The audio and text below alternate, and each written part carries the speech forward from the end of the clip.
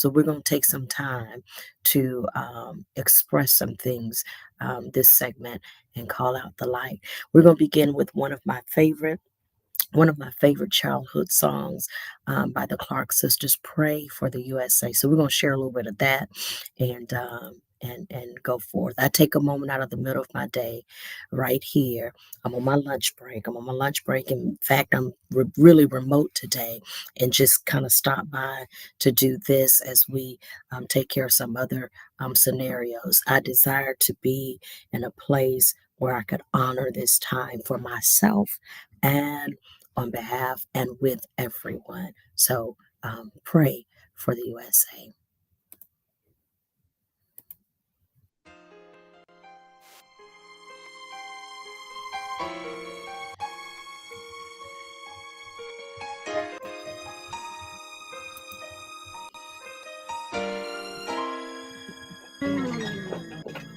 Suicide rate going up, homicide cases piling up,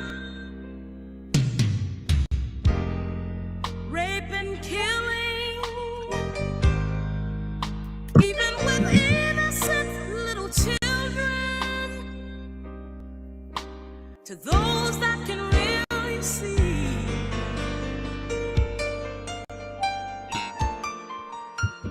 know that this shouldn't be. 'Cause what America needs is more love and peace. She can be free if she goes back down to her knees.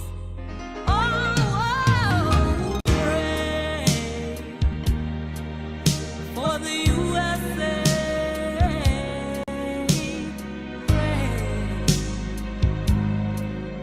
For the USA, pray for the USA, pray for the USA. They took prayer out of the schools. Now we have knives and guns, building nuclear weapons every day by the tons. Drugs have become a way of life to man. Sickness and disease spread all over the land. To those that can clearly see,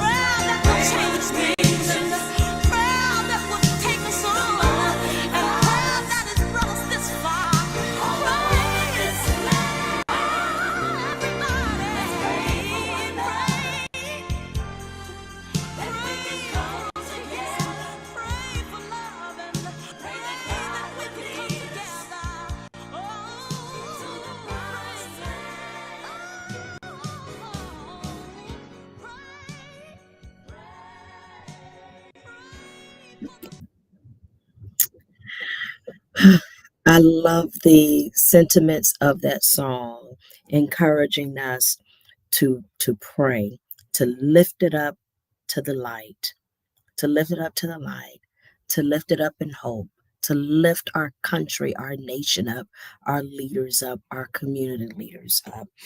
I'm sharing with you now from the Life Changing Prayers book, Building Kingdom Consciousness. One of the things that we have been practicing in our consciousness is that prayer does not change things. Prayer changes people, and the people change the things.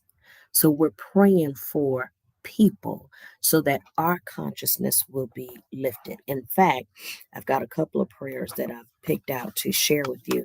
Some of them may be repeated throughout the day in the production here, and that's all right. Um, we can't get enough of. We're not going to out pray ourselves, so it's all right. The expansion prayer, because prayer doesn't change the thing, prayer changes people. So this is a part of understanding that I'm the one that's being changed in this time of prayer. Hopefully you are too. The expansion prayer says, I am the everlasting energy expressing through the events of my life, calling for soulful experiences. I'm calling for some of this chaos, that I might be educated. My life, prayer's changing me, not the thing. My life enriched. And the consciousness of the universe, the consciousness of this nation, the consciousness of those around me may be expanded through my sharing. I am the one. You are the one. We are the ones that prayer shifts. And as prayer shifts us, lifts our consciousness, we get a chance to shift the things all around us. I'm going to play another song. I've played this all throughout the month of April because it simply lifts. It simply exalts the spirit of absolute good. So sharing this with me, and we'll offer a prayer again right after.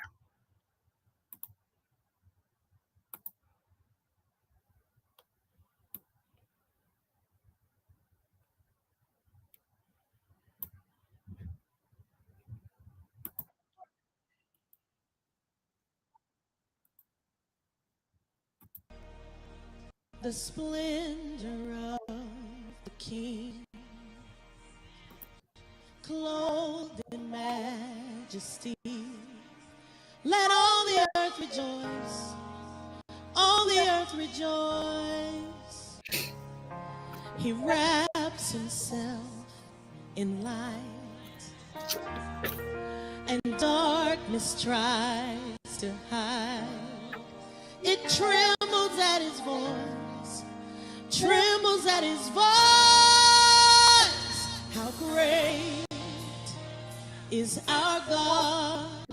Sing with me, how great is our God? And all will see how great is our God. Will you lift your voice and join me? Say, how great is our God? Sing with me. How great is our God? All will see how great is our God. He's the name above all names. And he's worthy of all praise.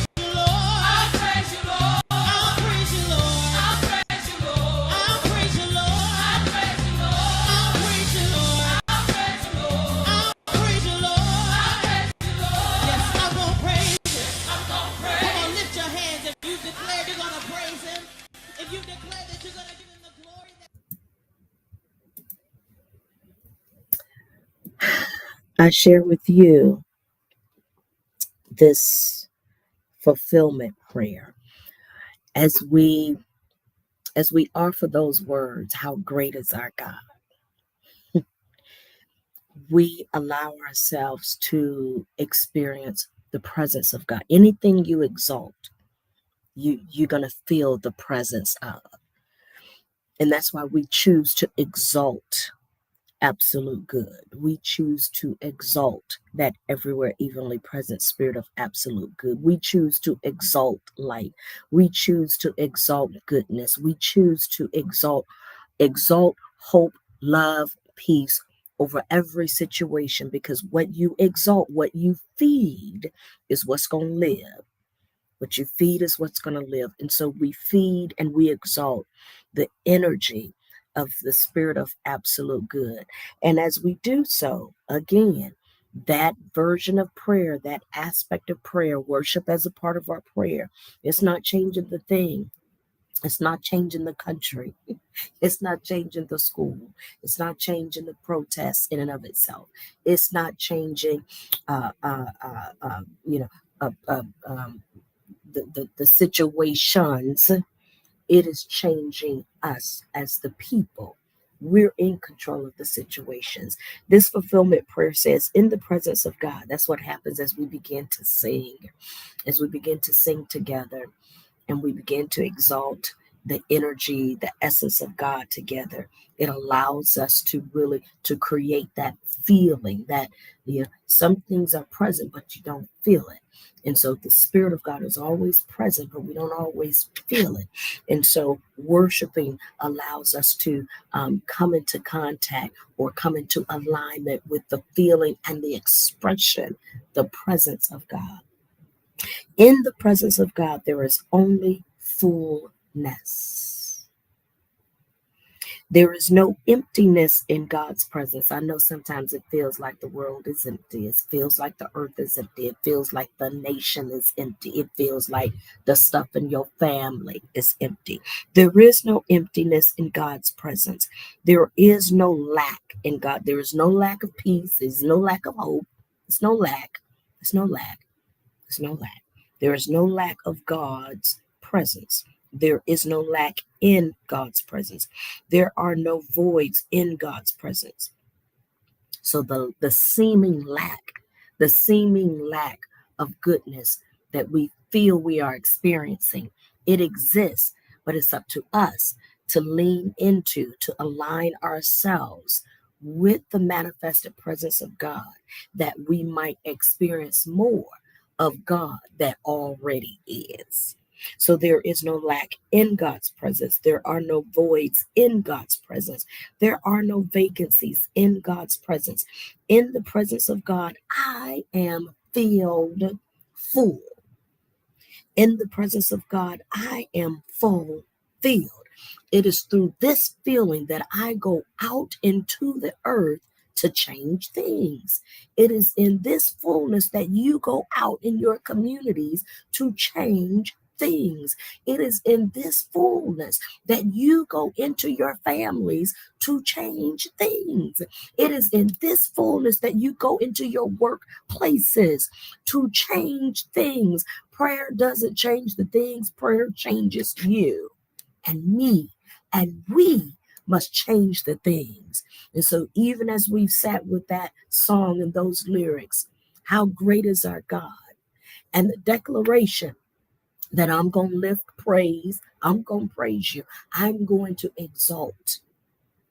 I am going to exalt what is righteous and what is true. That changes me and it allows me to change the things. That's why I'm not afraid to say, in the midst of what it looks like, I'm still expecting great things. In the midst of what it feels like, I'm still expecting great things, because I'm steadily lifting my consciousness so that I can be the change. As Gandhi says, I can be the change that I'm desiring to see. I'm it. I'm it. I'm sharing I'm accepting my responsibility. That's what this prayer is for me. Reminding me that the prayer doesn't change the thing, the prayer shifts me. And when I lean into this, that in the presence of God, I am filled full. In the presence of God, I am fulfilled. That is the feeling, that is the fullness that I get a chance to show up with and change things. The earth is groaning and waiting on you. It's waiting on me. We're the change. We're called to shift things. That is why I can stand flat footed and say that I'm expecting great things. Here's another one of our favorites here at the midday moment, expecting great things. Can you say that with me? I'm expecting great things. I pray that that is your truth. It certainly is mine. I'm expecting great things, everybody. Here we go.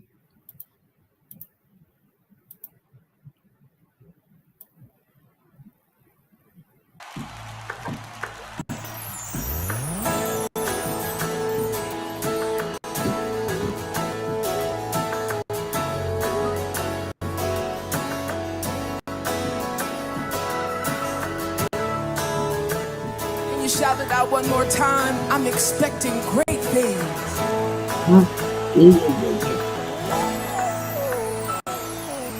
I'm expecting great things. I'm expecting great things. I'm expecting great things. Great things. That's real simple right there. Can you help me declare it over your life? Say, I'm expecting great things. I'm expecting great things. I'm expecting great things. Great things. In my life, you do great things. In my